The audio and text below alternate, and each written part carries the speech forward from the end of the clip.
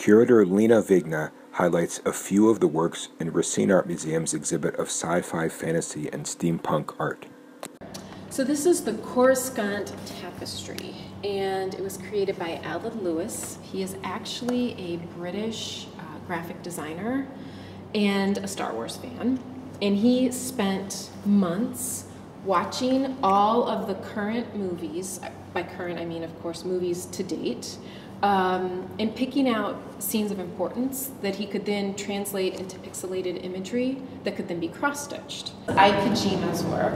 Ai Kojima lives in Brooklyn, and she is a long-time thrifter and recycler, basically. So she's decided to mine sort of the contemporary landscape for iconic imagery, and she uses found textiles to do that. So when I say found textiles, I don't necessarily mean like grandiose textiles. I mean things like bed sheets and curtains, and she finds them at flea markets and antique malls and thrift stores, and you'll notice a variety of iconic things. They come together almost as if, so you close your eyes and you see all the spots. It's almost like here you've closed your eyes and you see all this amalgamation of all of these pop culture images.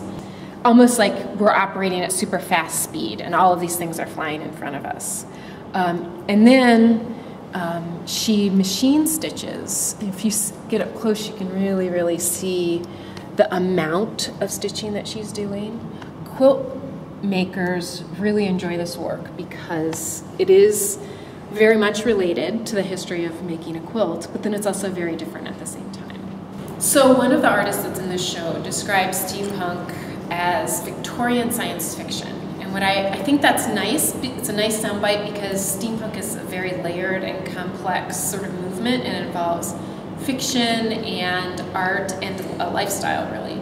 So I think what draws people to steampunk is this combination of the past, the present, and the future. It's like it's all, slammed into one. Timothy Westbrook's dresses are an example too, where he's combined wool, found textiles, and then he creates a fabric of wool and cassette tape.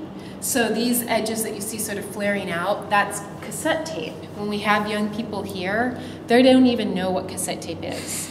Until we actually mention that in the Guardians of the Galaxy movie, Star-Lord is playing a mixtape, and then they know, oh, that's a cassette tape.